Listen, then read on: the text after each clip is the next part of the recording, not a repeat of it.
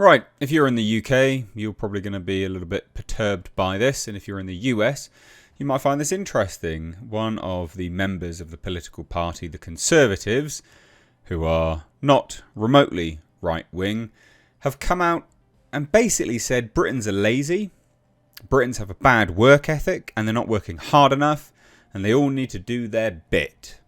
So I thought we'd take a look at this. I think it's interesting. And some people in the comments have said, hey, you're only going after left-wing politicians in some of your more political-based videos. Well, I'm not now, am I? Even though I would still consider the Conservatives to be very left-wing. But anyway, you lazy UK-based citizens, you lazy lot, let's dive into this. And if you're in the US, I think you'll find this interesting because this is how the right-wing, supposedly right-wing politicians regard the UK population. Compare it with your supposedly right-wing politicians and you tell me the difference. So hit subscribe if you're new here, and definitely hit subscribe if you're a returning viewer that is not yet subscribed. It really does help a channel out. I honestly cannot thank you enough. December was brilliant. Now, in January, again, really well in terms of subscriber growth. And it's so great to see new faces in the comments. So thank you in advance. Thank you again. So, the short of it is, Britons aren't working hard enough. Senior Conservative Tory suggests. So, the Tory Shadow Home Secretary Chris Philp said the UK, quote, needs everyone to make a contribution to keep up with countries like China and India. Okay, let's take a look, right? Britons must increase their work ethic in order to compete on a global scale, a shadow minister has suggested. Tory Shadow Home Secretary Chris Philp said that there were 9 million working-aged adults in the UK not in employment, and that the UK, quote, needs everyone to make a contribution to keep up with countries like China and India. Well, I think on face value, yeah, 9 million people on unemployment, that's a lot, right? Working age adults, 9 million people not to be employed. That's a hell of a lot. But what I find uniquely lacking from this assessment is the demographic breakdown of those 9 million people, which I think is important.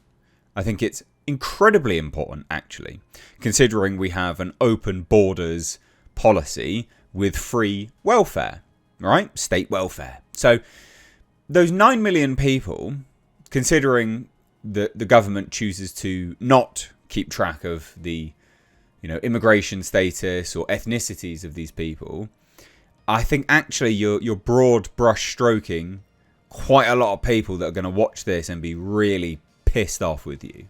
And also, it's just incredibly ignorant, right?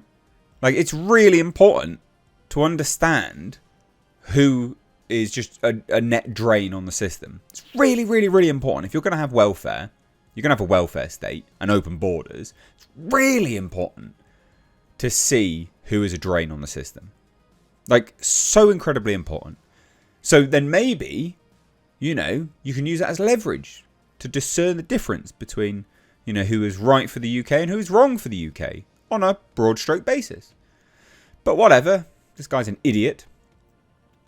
And also, FYI, if we need to keep up with countries like China and India, why are we giving India aid?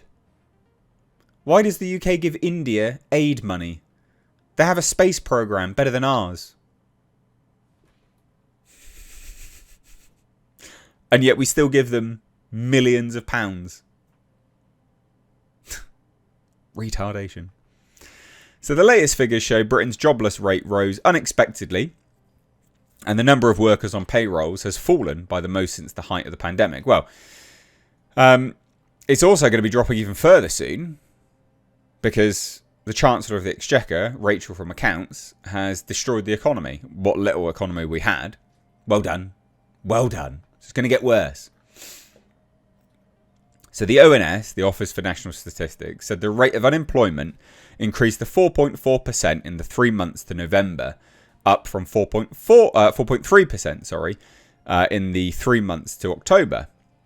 So the number of workers on payrolls plunged by 47,000 during December to 30.3 million, the biggest drop since November 2020.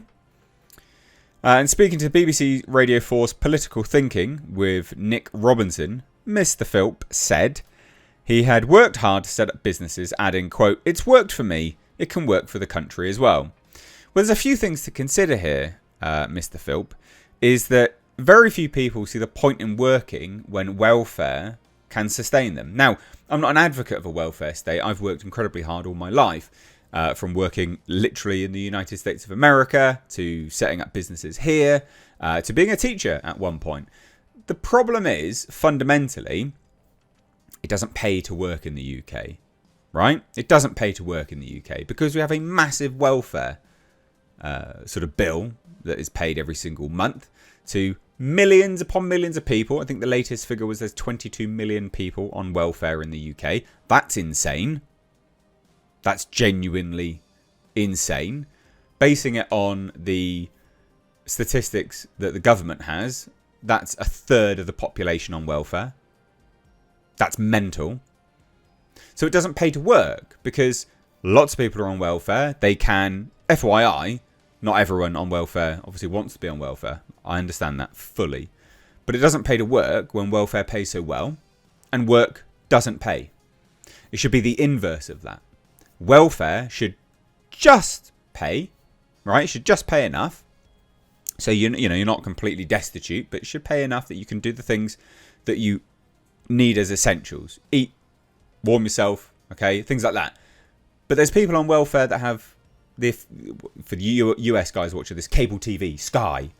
There's people that have cars on welfare, right? Nicer, brand new cars, in fact. Like really, really nice things. Brand new mobile phone contracts, all these kind of things. Netflix, all these things, right? Non-essentials, right? Like these things are, this is not how welfare should be paid out. That's ridiculous. And so then the taxpayer foots the bill for that with insane taxes.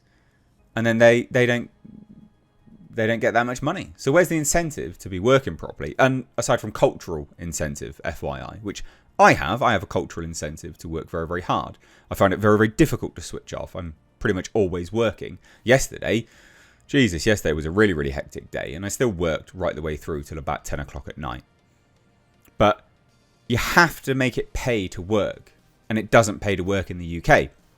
If you look at average salaries, the US average salary, I think the latest figures were about £60,000, the equivalent of £60,000 in the US. Let me just double check that. $60,000 in the $60,000 in the US, and the average UK salary is £35,000, which would put it about $45,000, I think, something along those lines. It doesn't pay, like we just don't, and we have the highest electricity bills in the entire world. So the cost of living is insane, and we don't get good salaries. So you have to make work pay first.